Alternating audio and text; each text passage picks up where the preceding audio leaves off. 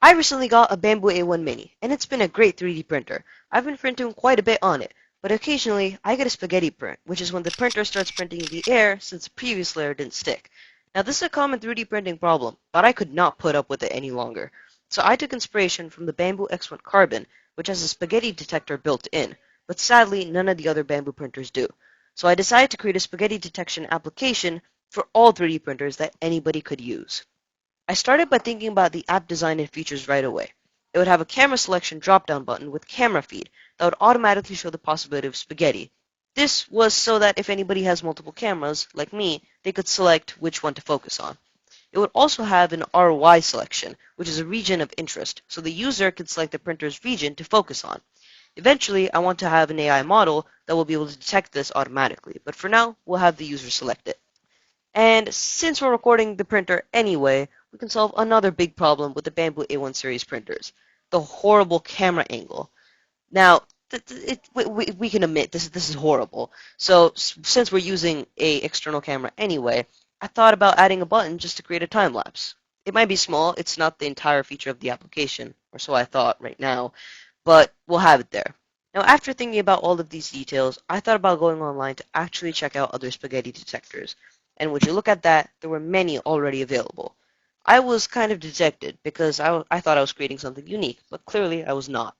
So I changed my focus and aimed to create the time-lapse creator for all Bambu printers, since that was something I could still use. There was a problem, however. The A1 Mini can't connect to anything via USB, so I couldn't use third-party applications like Octoprint, which is basically a middleman between the printer and the desktop. So I was going to have to rely on just the camera feed for the time-lapse. So I opted to use Bambu's built-in time-lapse feature, which makes the printer head go to the side and set the bed at a constant position. Then it takes a picture. Now, using this, it was quite hectic to get this application set up. Let me take you through the process I went through in order to obtain a working time-lapse, since this was a lot harder than I expected. Alright, so my first attempt was using yellow detection. So, if you're aware, the bamboo nozzle, well, I wanted to track the bamboo nozzle and ensure the maximum distance was achieved. So, from my camera angle, the maximum distance would mean it is at its freezing point, where the time lapse, the Bamboo Studio time lapse, leads the print head to.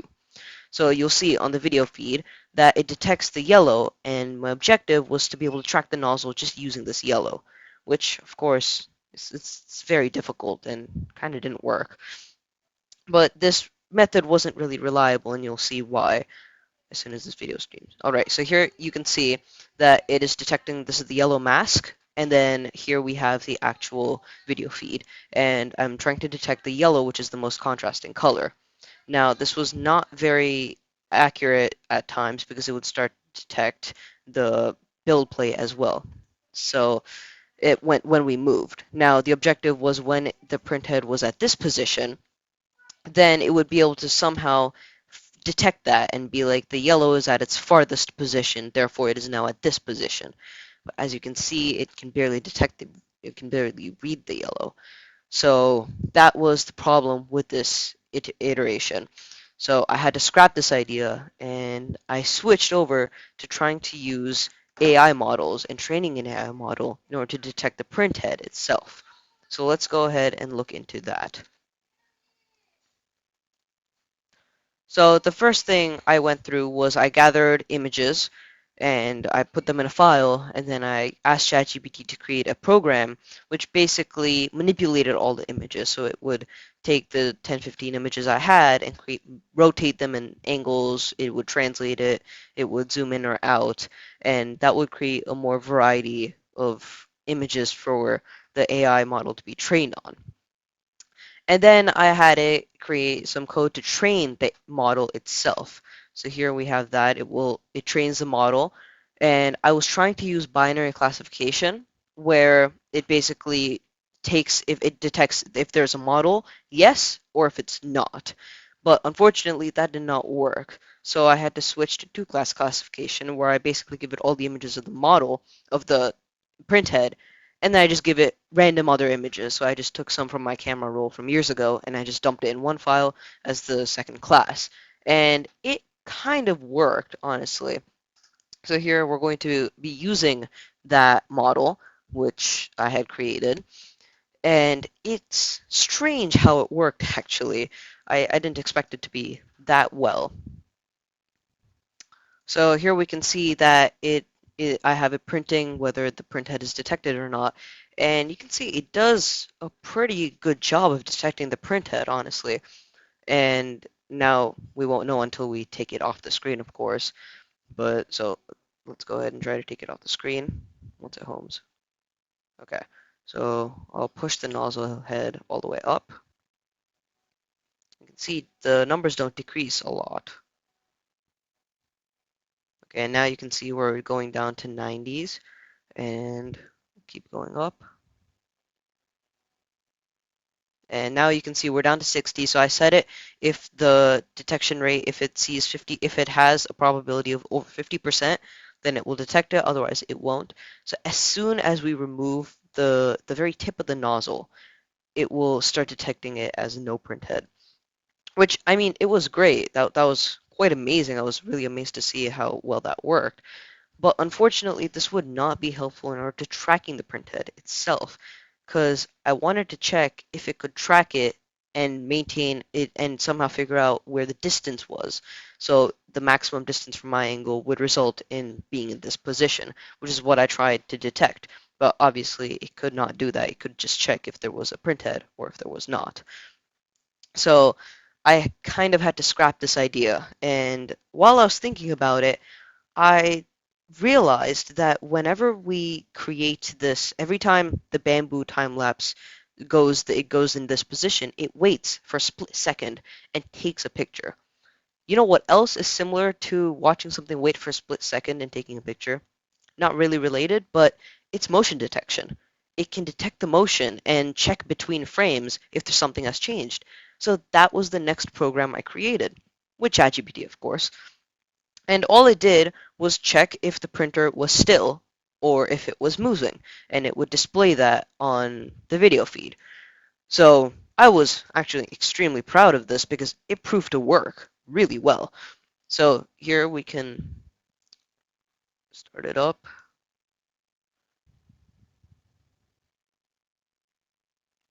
So it also has an ROI detection window. So in this window we want to select the ROI, which is the region of interest. So this is what I meant. We basically just select the printer. Right now, all I have in the frame is the printer. So we can just select that in the terminal. We see just press enter, and you can see highlights that, and then now it detects the printer is moving because it's motion detection. It's just checking if the frames are changing. And now once it goes still, it will take it and save the image. So it now takes the image and then saves it. So this was a big step ahead, and I continued to use this and developed an application for it. So just a quick heads up, most of this was ChatGPT. I'm using OpenCV in order to detect cameras and get camera feed, and then I'm using the TensorFlow module to train the models. Now, I had done a lot of training before as well on online training model thingies, so it was all planned. Now, we were going to use this motion detection and transform it into an application. I had to basically rewrite everything with ChatGPT. It took hours because I would have to put the OpenCV inside of a window, and it would have all of these buttons that would help the user, and then I wanted to create a time lapse using that. So we can go ahead and run this. There were a lot of problems with this. One of them was getting the application to start up on time. So you can see right now it started up almost instantly. We also have the camera selection, so camera 1. And you can see that it started up instantly, which was actually really difficult to make happen because the application would not want to start up instantly and the cameras would take forever to initialize. So now you can see it's actually initializing really quick. The reason it's taking a little bit of time is because it's getting the right resolution, which was another problem. I took an entire time lapse not realizing that this thing would set 4K resolution to 480 by 360 and would set 720p resolution to 480 by 360.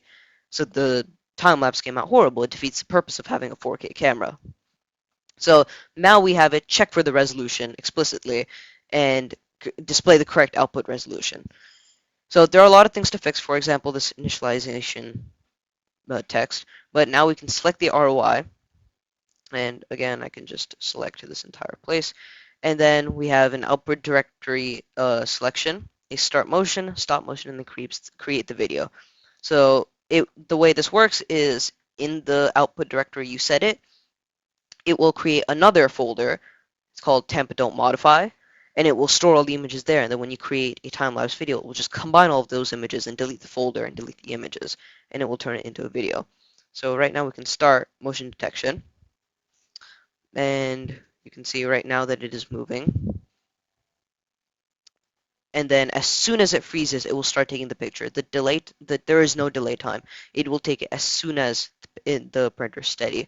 And this is because I noticed that the printer waits a lot less as the layer heights get more, or the amount it's printing gets less. I don't know. Those are two factors when I did the test. So I had to change that mid-test. But now we can stop the motion detection, and it will be done. We can also select a new ROI, so you can set it to the entire frame, and then we can start motion detection again. So the point of the ROI, you can see you can't select it right now, but the point of it is I can wave my hand in a separate place. So say that we have the ROI set to here, and we start motion detection, but I go ahead and I just wave my hand over here. It won't detect it as moving. At least that was the objective, but I think I was shaking the table or something. Again, it's a little bit buggy, but this was my first working application, and you can see it did actually create a time-lapse video that did work. I'll show you in a second. So this was the application. We basically have the GUI file over here. You try to get the optimal resolution. We have a splash screen that I created in case it didn't work, like the application took too long to start up. And then this gets the camera feed, and we have multiple threads running to make sure this goes as quickly as possible. And then we have the app. So I actually opted for tkinter in the beginning, but I didn't like the way the buttons looked. So I switched to another module, which is PyQt5. And apparently GPT knew about it and I didn't. Completely okay. But it does a much better job with the modernized buttons. And I like that a lot better. It also does a lot better handling OpenCV as a window inside it. So everything is kind of just combined into one ginormous file, which is horrible, but it was too much work to change all of that. So we'll do that in the next iteration. And then, of course, it has to create the time-lapse video. So then we pass it on to this separate file, which basically will save all the images and then combine it into an AVI video, AVR MP4. So that is that, and that is how I created the application. Of course, there are plenty of things that need to be changed, such as removing init from the screen after the camera feed is working, failing the init of the camera, so I have an OBS camera as well, and then the initial camera doesn't even start. I have plenty of problems that is only growing, and it will get better. As for the video title, the spaghetti detection, which we had initially started with, that I guarantee is going to come out in part 2. We are going to get there. It is not there yet. That turned from first priority to second priority, but we have basically completed the first priority, so next video I'll get out to you. I will have the spaghetti detection working, and this will be an application that you will be able to get and use for yourself. I also want to change one more thing. When the Bambu time lapse works, it requires a prime tower, which wastes a lot of filament, so that when the filament dries, when it's sitting there, it doesn't get on the print itself. And that's a lot of wasted filament, and I don't really like it. So I'm going to optimize this application to not use the Bambu time-lapse feature. I will make it so that any printer can use it, and all it has to do is use an AI model that will detect the print head wherever it is and create as smooth of a time-lapse it can with the print head in one position. And we'll see how that goes. I have no idea how that's going to go. But for now, I'll see you in the next one. Here is the time-lapse.